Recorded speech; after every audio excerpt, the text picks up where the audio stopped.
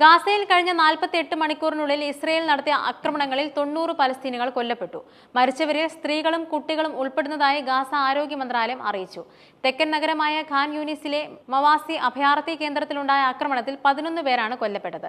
പ്രദേശം മാനുഷിക മേഖലയായി ഇസ്രയേൽ പ്രഖ്യാപിച്ചിട്ടുള്ളതാണ്. റാഫ നഗരത്തിൽ ഒന്നിലേറെ ആക്രമണങ്ങൾ നടന്നതായാണ് റിപ്പോർട്ടുകൾ.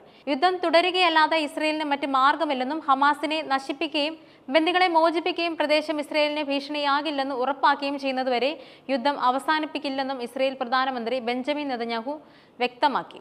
കൂടാതെ ഇറാൻ ഒരിക്കലും ആണവായുധം ലഭിക്കുന്നില്ലെന്ന് ഉറപ്പാക്കുന്ന തന്റെ പ്രതിജ്ഞയും പ്രധാനമന്ത്രി ഇതിനോടകം ആവർത്തിച്ചു. ബന്ദികളുടെ കുടുംബങ്ങളിൽ നിന്നും അവരുടെ പിന്തുണക്കാരിൽ നിന്നും മാത്രമല്ല, കഴിഞ്ഞ മാസം ഇസ്രയേൽ വെടിനിർത്തൽ ലംഘിച്ചതിനെ തുടർന്ന് യുദ്ധം തുടരുന്നതിനെ ചോദ്യം ചെയ്യുന്ന റിസർവ് സൈനികരിൽ നിന്നും വിരമിച്ച ഇസ്രയേലി സൈനികരിൽ നിന്നുമെല്ലാം നെതന്യാഹുവിനുമേൽ വർദ്ധിച്ചു വരുന്ന സമ്മർദ്ദം നേരിടുന്നുണ്ട്. കൂടാതെ തുടർച്ചയായ വെടിനിർത്തലിനായി പകുതി ബന്ദികളെ മോചിപ്പിക്കാനുള്ള ഇസ്രയേലിന്റെ ഏറ്റവും പുതിയ നിർദ്ദേശം ഹമാസ് നിരസിച്ചതായും അദ്ദേഹം പ്രസ്താവനയിൽ അവകാശപ്പെടുന്നുണ്ട്. ബന്ദി മോചനത്തിനായി ഹമാസിന് മേൽ സമ്മർദ്ദം ചെലുത്താൻ ഇസ്രയേൽ ആക്രമണം ശക്തമാക്കുകയാണ്. ഗാസയിലുടനീളം ആക്രമണം വ്യാപിപ്പിക്കുമെന്നും സുരക്ഷാ മേഖലകൾ പിടിച്ചെടുക്കുമെന്നും ഇസ്രയേൽ പ്രധാനമന്ത്രി ബെഞ്ചമിൻ നെതന്യാഹു വ്യക്തമാക്കി. ഉപരോധം പ്രഖ്യാപിച്ചതോടെ 6 ആഴ്ചയായി ഗാസയിലേക്ക് ഭക്ഷണവും മറ്റും അവശ്യ സാധനങ്ങളും വിതരണം ചെയ്യാൻ സാധിച്ചിട്ടില്ല. ഐക്യരാഷ്ട്രസഭയുടെ കണക്കനുസരിച്ച് ആയിരക്കണക്കിന് കുട്ടികൾ പോഷകാഹാരക്കുറവുള്ളവരാണ്.